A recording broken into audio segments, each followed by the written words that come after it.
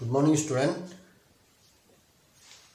आज हम 9th class के 4th चैप्टर सिविक्स में चुनावी राजनीति, जिसके अंदर हम चर्चा करेंगे हमारी जो चुनाव प्रणाली है वो किस प्रकार की है, किस प्रकार जो है चुनाव होते हैं, चुनाव क्षेत्र क्या होते हैं, जो निर्वाचन जो क्षेत्र दिए गए होते हैं उसमें किस प्रकार से जो है लोकसभा चुनाव है और विधानसभा चुनाव के अंदर जो पार्टियां हैं राजनीतिक रूप से भाग लेती है और उसका चुनाव जो है किस प्रकार से होता है। हमारे देश के अंदर चुनाव जो है वो किस प्रकार से होते हैं, लोकतांत्रिक तरीके से चुनाव होते हैं।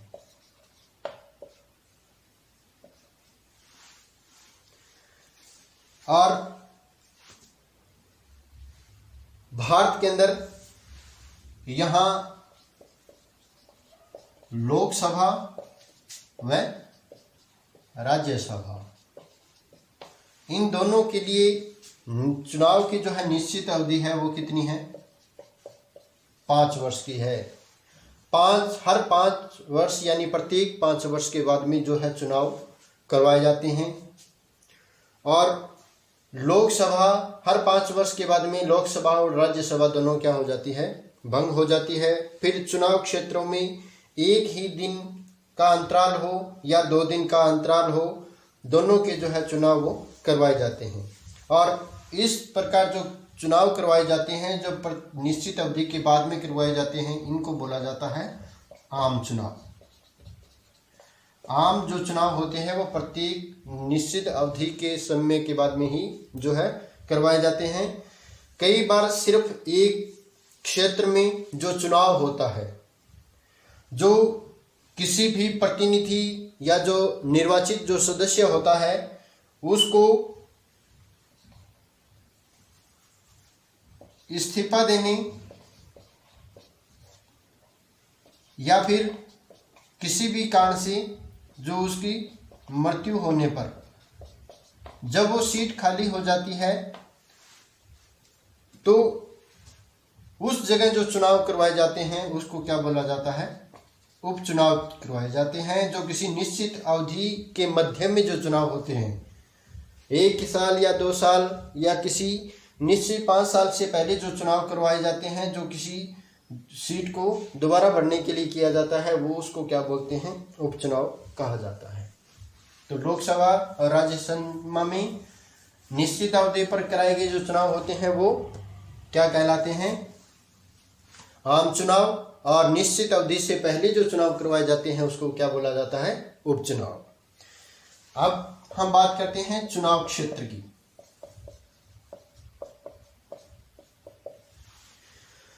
चुनाव जो क्षेत्र होते हैं वो अलग अलग बांटे जाते हैं। जैसे हरियाणा के अंदर 90 विधानसभा की सीटें हैं, 90 विधानसभा में की जो है 90 सीटें हैं और यहाँ पे 90 विधायकों का जो है चुनाव किया जाता है। 90 विधायकों का चुनाव संभव है। और इसी प्रकार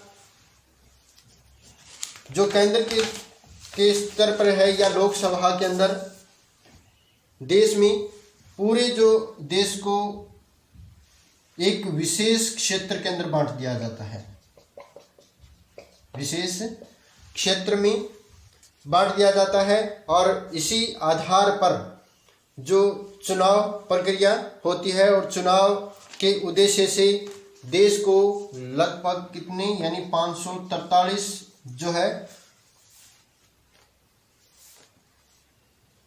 निर्वाचन क्षेत्रों के अंदर 543 निर्वाचन क्षेत्रों में देश को बांटा गया है।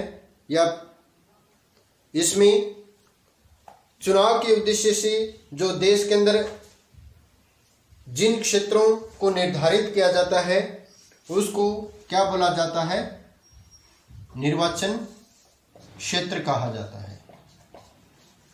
यानी चुनाव के उद्देश्य से पूरे देश के अंदर जिस जिस क्षेत्र का जो बंटवारा होता है, जैसे 543 जो लोकसभा के लिए चुनाव के लिए निश्चित किए गए हैं क्षेत्र, तो इसको क्या कहते हैं, निर्वाचन क्षेत्र कहा जाता है। और जहां से किसी भी सरकार के निर्माण के लिए प्रतिनिधि चुनकर आते हैं। हर क्षेत्र में चुने गए जो प्रतिनिधि होते हैं वो लोकसभा में वो क्या कहलाते हैं, संसद के सदस्य। जो जनता के द्वारा लोकसभा के 543 क्षेत्रों से जो निर्वाचित प्रतिनिधि होते हैं उसको संसद के सदस्य के रूप में मान्यता प्राप्त होती है। और लोकतांत्रिक चुनाव की एक विशेषता है कि प्रत्येक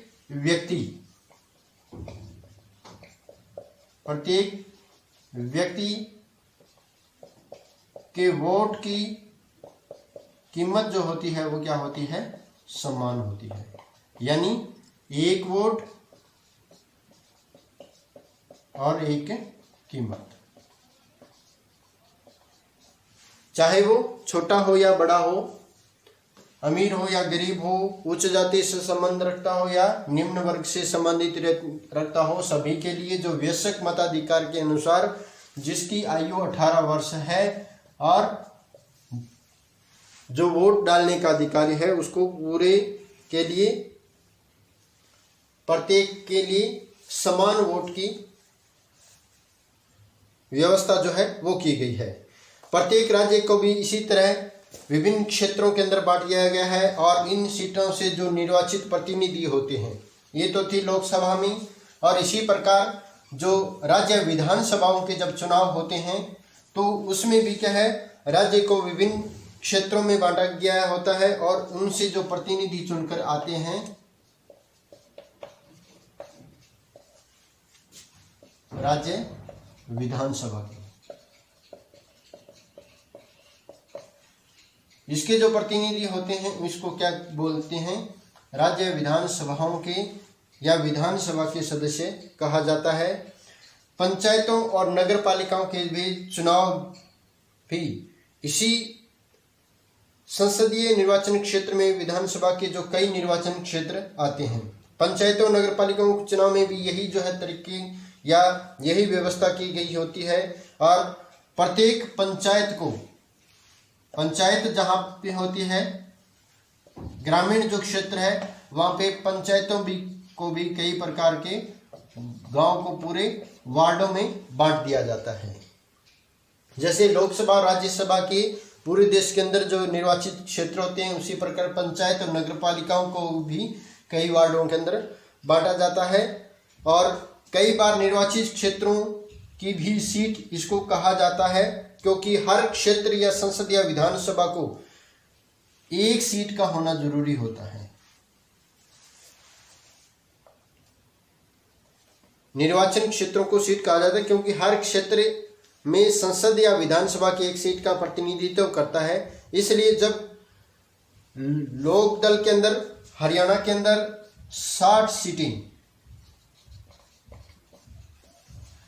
सीटें लोकदल ने प्राप्त की थी, तो इसका मतलब क्या है, उसके लोकदल के 60 जो लोग हैं वो जीतकर राज्य विधानसभा के अंदर पहुंचे थे।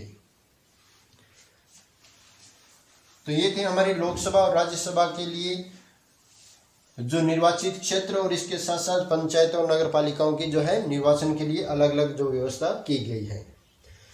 अब हम बात करते हैं जो चुनावी प्रक्रिया होती है उसमें राज्यसभा और लोकसभा, यहाँ तक कि प्रांतीय जो पंचायतों और नगर पालिकाओं के जो चुनाव होते हैं उसमें भी कुछ सीटें जो होती है वो किसके लिए होती है, सामान्य वर्ग के लिए होती है, और कुछ सीटें जो होती है वो अनुसूचित जातियों के लिए होती हैं, या इसको क्या बोलते हैं, आरक्षित होती हैं ये सीटें। वहाँ पे जहाँ आरक्षित सीटें हैं या अनुसूचित जातियों के लिए व्यवस्था की गई है, वहाँ से कोई भी सामान्य वर्ग का जो व्यक्ति है वो प्रतिनिधि के रूप में खड़ा नहीं होता। सामान्य वर्ग की सीटें होती है, वहाँ पे कोई भी अनुसूचित जाति या आरक्षित व्यक्ति जो है वहाँ पे चुनाव के लिए प्रतिद्वंदी नहीं बनता। तो हमारा संविधान प्रत्येक नागरिक को अपने प्रतिनिधि चुनने और जनप्रतिनिधित्व के तौर पर चुने जाने का जो है अधिकार देता है। हमारे संविधान निर्माता जिसमें कुछ समूह जो लोकसभा और राज्य विधानसभाओं में पहुंच नहीं पाए, इसके लिए चुनाव लड़ने और जीतने के लिए उनके द्वारा जो है एक व्यवस्था की गई थी। तो इस व्यवस्था के अनुसार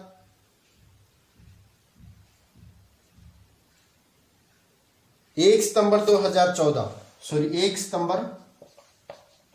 2012 के अनुसार लोकसभा के अंदर 84 सीटें और इसके साथ साथ 47 सीटें, 84 सीटें हैं वो अनुसूचित जातियों के लिए और 47 सीट है वो अनुसूचित जनजातियों के लिए जो है आरक्षित की गई। क्योंकि ये सीटें पूरी जो आबादी है या पूरे देश की जो आबादी है उसके इन समूहों के हिस्से के अनुपात से जो है सही है, इसलिए जो आरक्षित सीट है वो किसी अन्य समूहों के हिस्से में उसको नहीं दी जाती। इसलिए कमजोर वर्ग के लिए आरक्षण के लिए जो है यही व्यवस्था जो की गई है। इस प्रकार की जो व्यवस्था है वो नगर पालिकाओं और पंचायतों के स्तर पर भी लागू की गई है।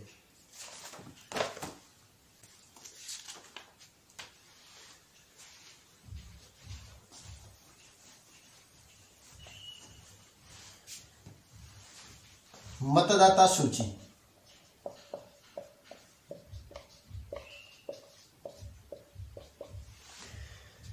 एक बार जब निर्वाचन क्षेत्र के अंदर चुनाव का जो फैसला हो जाता है तब ये तय किया जाता है कि कौन जो है वो वोट दे सकता है, वोट का अधिकारी है और कौन नहीं।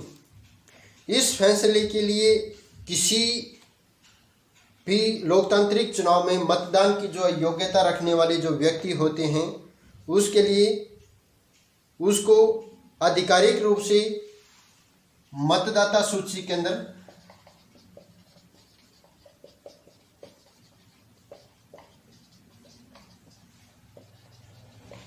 मतदाता सूची में शामिल किया जाता है।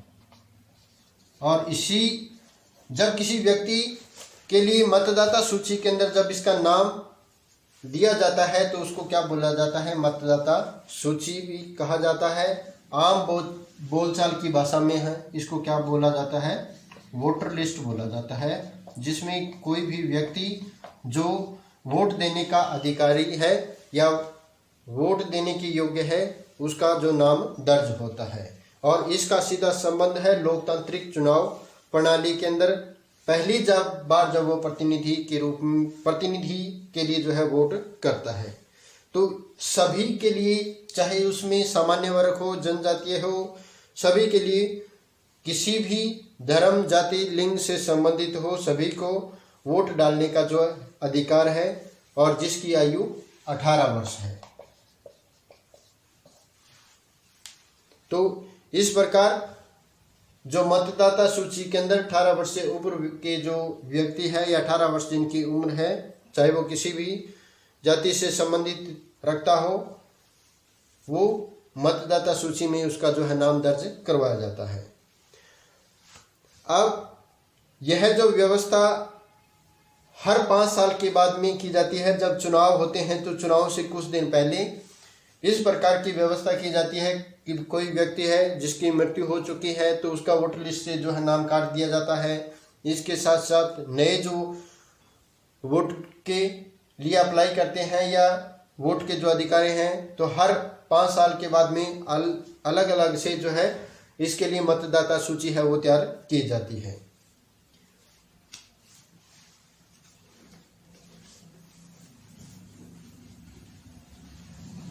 अब जब भी वो कोई भी व्यक्ति जिसका मतदाता सूची के अंदर नाम दिया जाता है और वो वोट डालने जाता है वोट डालने के लिए, या तो उसको वोटर आईडी उसके पास जिसे पहचान पत्र कहा जाता है, और नहीं तो दूसरी अवस्थाओं में मतदाता राशन कार्ड,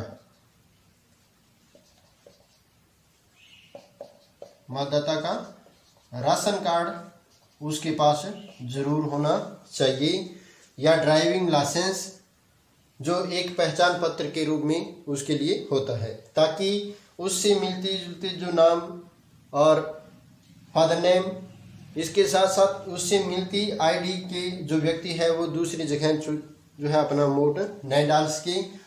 तो लोकतांत्रिक के सभ्य जो चुनाव करवाने के लिए इस व्यवस्था का होना अनिवार्य है। अब हम बात करते हैं उम्मीदवारों का नामांकन।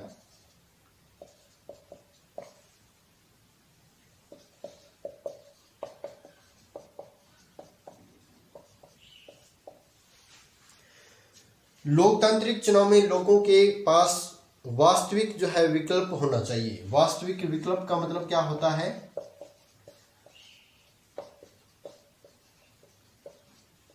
जैसे कोई भी व्यक्ति वोट डालने के लिए जाता है तो उसके सामने अलग अलग पार्टियां होती है और अलग अलग ही प्रतिनिधि होते हैं। तो किसी भी प्रकार का जो दबाव है उस पर राजनीतिक या सामाजिक तौर से नहीं होना चाहिए, और उम्मीदवार को चुनने का जो अधिकारी वो खुद है, या उसको अपना उम्मीदवार चुनने का अधिकार है, और वह किसी भी पार्टी या प्रतिनिधि को अपना वोट दे सकता है। जब किसी भी चुनाव में लड़ने के में लगभग कोई बंदिश नहीं हो तो हमारी चुनाव प्रणाली ऐसा ही करती है। कोई व्यक्ति मतदाता उम्मीदवार हो सकता है, सिर्फ एक प्रकार भी कोई व्यक्ति 18 वर्ष की उम्र में ही वोट डालने का अधिकारी होता है, जबकि मतदाता के लिए जो उम्र होती है वो कितनी होती है? 18 वर्ष। और जो प्रतिनिधि होते हैं जो चुनाव लड़ते हैं, चुनाव के लिए न्यूनतम जो आयु सीमा होती है वो कितनी होती है? 25 वर्ष। उम्मीदवार बनने की न्यूनतम आयु जो है वो 25 वर्ष है। उम्मीदवार बनने के लिए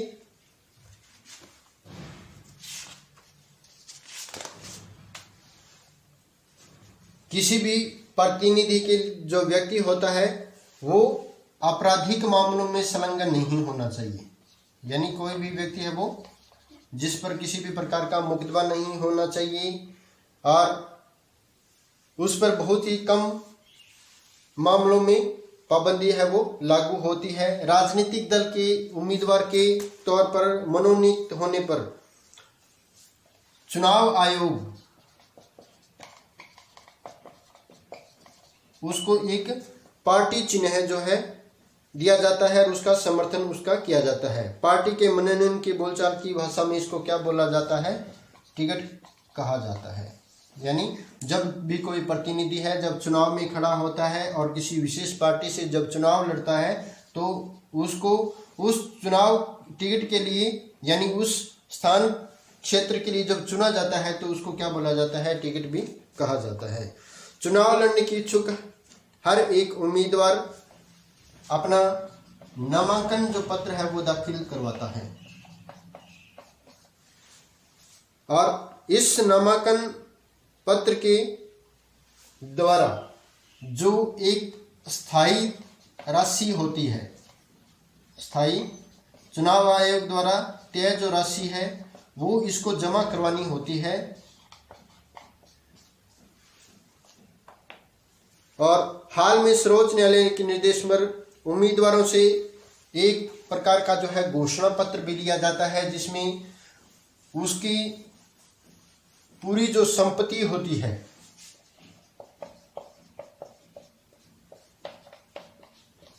घोषणा पत्र के अंदर भरवाने की जो है प्रणाली शुरू की गई है, जिसमें विभिन्न प्रकार की घोषणाएं हैं जो उसके द्वारा की जाती है।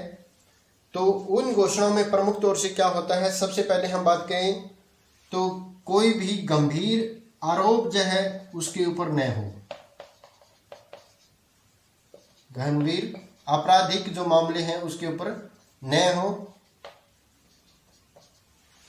दूसरा, उम्मीदवार और उसके परिवार के सदस्यों की जो संपत्ति होती है,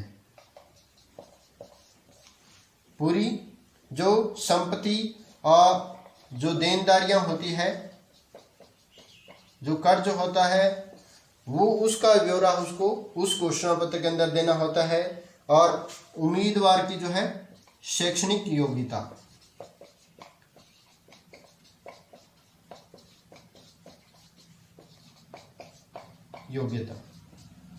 ये जो है उसके लिए जरूरी होता है। इस सूचनाओं को जो है सार्वजनिक भी किया जाना चाहिए। इससे मतदाताओं को उम्मीदवारों के द्वारा खुद के बारे में जो है सूचना के आधार पर जो कोई भी व्यक्ति जो वोट डाल रहा है उसको अपना फैसला लेने का जो है अधिकार मिलना चाहिए।